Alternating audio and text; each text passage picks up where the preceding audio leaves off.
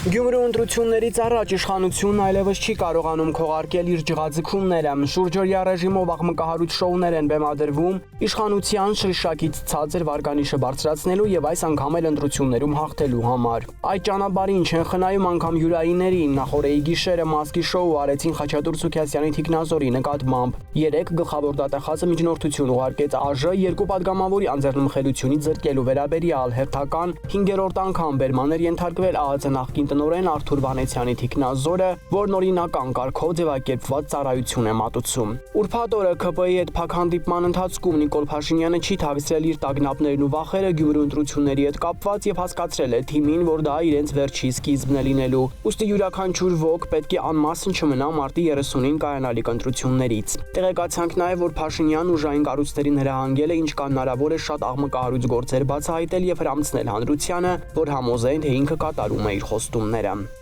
Ամիսներ առաջ վառելանյութի գործով արդարացված ՀՀ երրորդ նախագահ Սերժ Սարգսյանին 3 նոր մեղադրանք ներկայացվեց առանձնապես խոշոր չափերով յուրացման կանվատ նման պաշտոնեական դիրքն օգտագործելով առանձնապես խոշոր չափերով փողերի լվացման համար։ Ըստ դատախազության այս գործն առնչվում է Երևանի Իսակովի պողոտային եւ Եռաբլուր Պանթեոնին հարակից տարածքների հողամասերի ապօրինի օտարմանը։ Իրականում այդ հողամասերը բավականին հեռու են Եռաբլուրից, պարզապես հատուկ քարոզչական նկատառումներով ընդգծում են Եռաբլուր անունը, որ հանրության մոտ ցասում առաջացնե նախկինների նկատմամբ։ Խնդրու առարկա հողակտորների մեծ մասը դիմացի մայթին են։ Չնայած 3 Սերժ Սարգսյանի փաստաբանը լրատվամիջոցներին հրաժարվել էր հայտնել, թե ում են վաճառվել այդ հողերը, սակայն մենք պարզեցինք, որ հողակտորների մեծ մասը վաճառվել է կառավարության որոշման հիման վրա ՀՀ-ում Չինաստանի դեսպանությանը։ Գործարքը տեղի է ունեցել 2005 թվականին, այժմ այդ տարածքում է տեղակայված ՀՀ-ում Չինաստանի դեսպանությունը։ Տարածքը ըստ էության նրանց սեփականությունն է հանդիսանում եւ այս գործով փաստորեն կարող են սեպ խրել նաեւ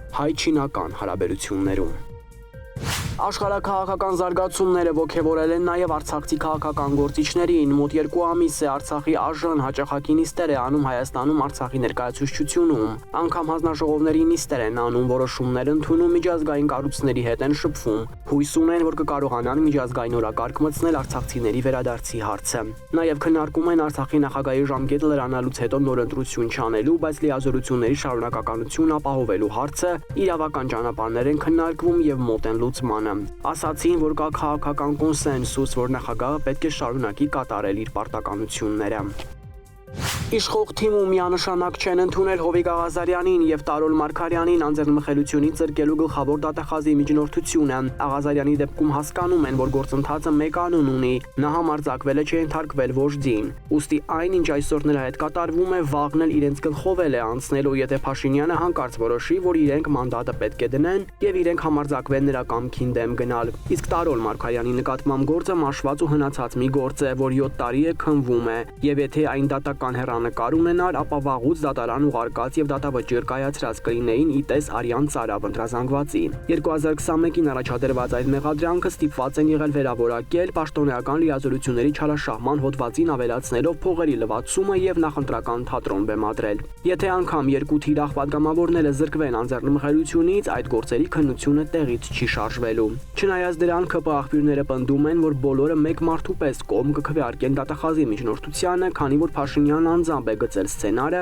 եւ ուզում է մեկ անգամ էլ փորձել համոզել իր ֆանատներին, թե պայքարում է թալանչիների դեմ։ Ըստ օրենքի падգամավորի նկատմամբ քրեական հետապնդում հարուցելուն կամ նրան ազատությունից զրկելուն համաձայնություն տալու մասին միջնորդագիրը քննարկվում է ԱԺ առաջիկա նիստում, իսկ ազատությունից զրկելուն համաձայնություն տալու մասին ԱԺ որոշումն ընդունվում է գաղտնի քվեարկությամբ падգամավորների բացարձակ մեծամասնության կողմ ձայներով։